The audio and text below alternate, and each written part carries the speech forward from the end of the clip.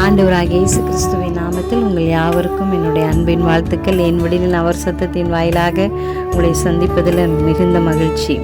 நிறைய நேரங்களில் நம்ம ரொம்ப சோர்வாக இருக்கும் பொழுது எப்படி ஜெபிப்பது என்பதே நமக்கு தெரியாது, ஒரு குழப்பமாகவே இருக்கும். யாரிடத்தையாவது நம்ம போய் ஒரு உதவியை கேட்போம், எனக்காக நீங்கள் இந்த விஷயத்தில் எனக்கு ஜெபித்து கொள்ளுங்கள் என்று சொல்லி நம்ம கேட்போம்.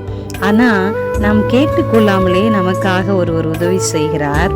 யார் என்று பார்ப்போம். ரோமர் 8ஆம் அதிகாரம் 26வது வசனத்தில் சொல்லப்பட்டிருக்கிறது, அந்தபடியே ஆவியானவரும் நமது பலவீனங்களில் நமக்கு உதவி செய்கிறார்.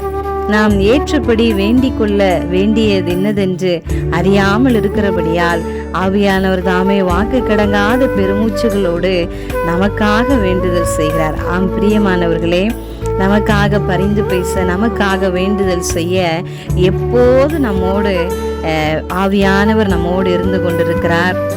அதனால் நம்ம ஜெபிக்க உதவிகளை நம்ம நாடிக்கொண்டிருக்கிறோம். ஆனால் கர்த்தர் நம்மோடு எப்பொழுது இருக்கிறார். அவர் நமக்காக பரிந்து பேசி கொண்டிருக்கிறார், நமக்காக வேண்டுதல் செய்து கொண்டிருக்கிறார் என்கிற சந்தோஷத்தோடு நம்ம இந்த நாளில் தேவனை சார்ந்து நம்ம வாழ பழகி கொள்ளுவோம். கர்த்தர் உங்களை ஆசீர்வதிப்பாராக. God bless you.